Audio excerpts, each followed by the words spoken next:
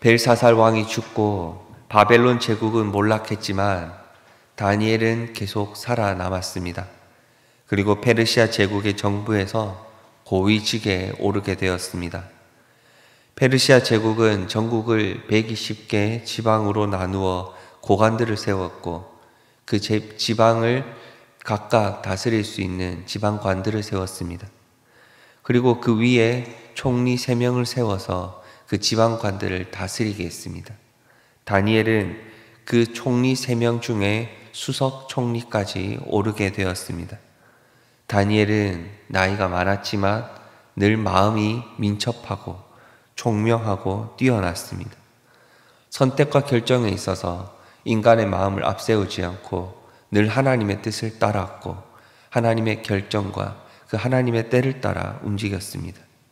다니엘은 성실했고 탁월했습니다. 그런데 이런 완벽함이 다른 누군가에게는 미움이라는 감정을 불러 일으키게 되었습니다. 질투하는 마음과 시기하는 마음으로 나타나 있습니다. 잠언 14장 30절 평온한 마음은 육신의 생명이나 시기는 뼈를 썩게 하느니라.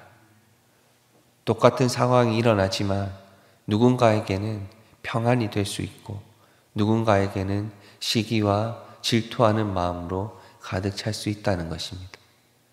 하나님이 함께 하시면 그 하나님을 바라보고 하나님을 좇으면 그 마음이 평안이 될 수 있지만 인간의 마음을 따르고 세상을 쫓아가다 보면 그 마음이 시기하는 마음과 질투하는 마음으로 가득 찰 수 있다는 것이죠.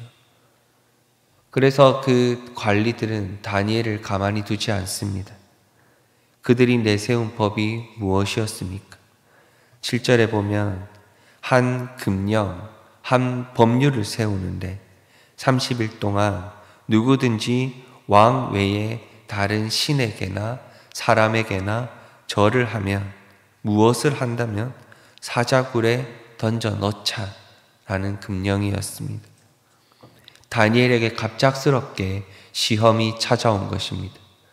다니엘은 그 바벨론에서도 페르시아에서도 언제든지 하나님 앞에 기도했던 하나님의 사람입니다.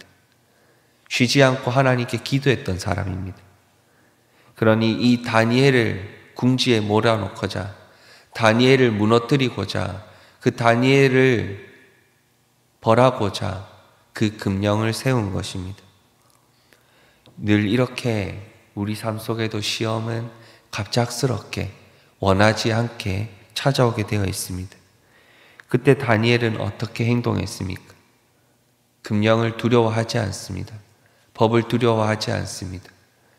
온전히 하나님께 기도하는 일을 쉬지 않고 어제처럼 오늘도 하나님 앞에 때에 따라 기도하고 있습니다.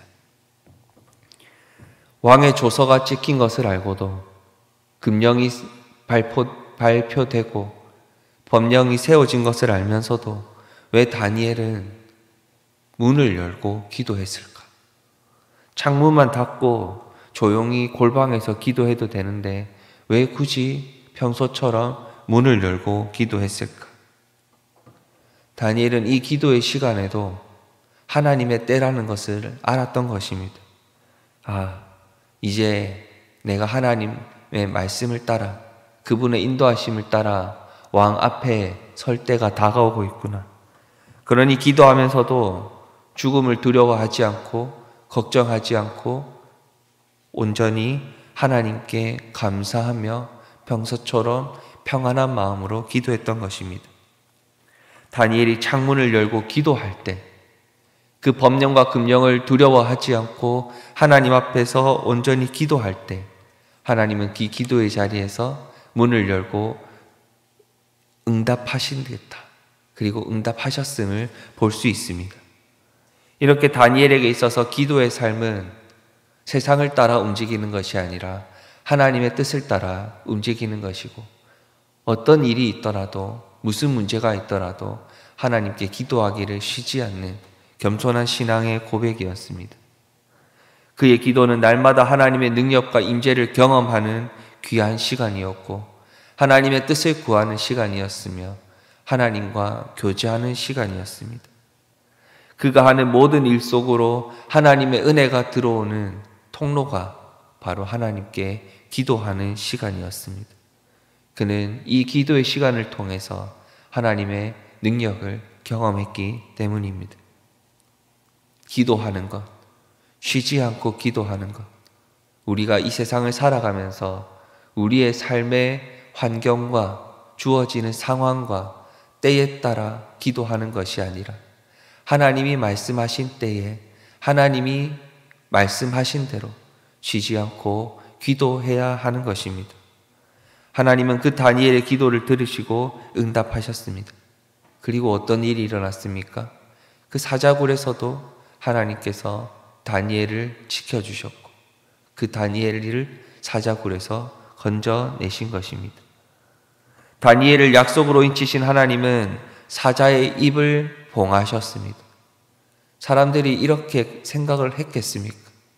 하나님은 그 사자굴을 막으시는 것이 아니라 사자굴에 들어가게 하셨지만 그 사자굴 속에 사자의 입을 막으심을 통해서 하나님의 백성들을 지키신 것입니다.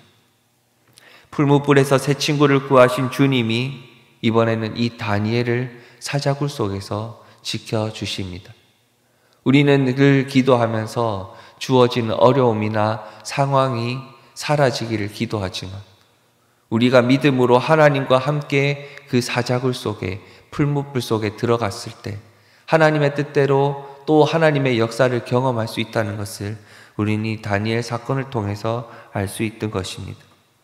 사자굴에서 다니엘을 무너뜨리고자 세상의 법들이 압박을 했지만 하나님은 그 거대한 제국의 법을 하나님의 방법으로, 하나님의 법으로, 하나님의 인도하심으로 이겨내시고 승리하시고 평안으로 인도하신 것입니다. 자신의 뜻대로 온 지방을 다스리던 그가 아예 법으로 하나님의 나라는 멸망하지 않고 그의 권세는 무궁할 것이다 라는 조서를 내려 선포하기까지 이르게 되었습니다. 이 다니엘이 있었던 바벨론이나 페르시아 제국의 왕이 하나님을 인정하고 모든 백성이 하나님을 인정하고 예배할 수 있도록 그 법을 바꾸어서 선포한 것입니다. 27절에 보면 그는 구원도 하시며 건져내기도 하시며 하늘에서든지 땅에서든지 이적과 기사를 행하시는 이로써 다니엘을 구원하여 사자의 입에서 벗어나게 하셨습니다. 이 사건을 통해서 왕을 비롯한 모든 백성들이 하나님의 하나님 되심을 보고 인정한 것입니다. 하나님은 땅에서 뜻을 이룬 것 같이 이 땅에서 내려오신 예수님을 통하여 또한 우리에게 구원의 기적을 허락하셨습니다. 사자의 입에서 우리를 건져내 주셨습니다. 풀무불에서 우리를 건져내 주셨습니다. 우리도 이 시간 하나님의 그 구원의 은혜, 우리를 지키시고 인도하시고 평안으로 인도하시는 하나님 앞에 간절히 기도하고 싶습니다. 오직 예수님의 십자가의 보혈을 힘입어서 그분의 은혜 가운데 오늘을 살아가게 해주시면 평안으로 인도해 주실 주님의 그 역사하시는 손길을 소망하며 이 시간 기도하고 싶습니다. 혹시 오늘을 살아가면서 힘든 일이 찾아올까요? 어려운 일이 찾아올까요? 그곳에서도 쉬지 않고 하나님 앞에 기도함을 통해 하나님의 평안을 온전히 누리며 살아가시고 그 어려움 속에서 구하시고 죄에서 구원해 주신 주님의 은혜의 손길을 경험하며 살아가시는 갈매교회 성도님들 되시기를 주님의 이름으로 축복합니다. 이 시간 말씀을 붙들고 같이 기도하겠습니다. 하나님의 통치와 권능을 세상에 드러내는 통로로 우리를 사용하여 주시옵소서. 어렵고 힘든 순간에 쉬지 않고 하나님 앞에 기도하게 하여 주시옵소서.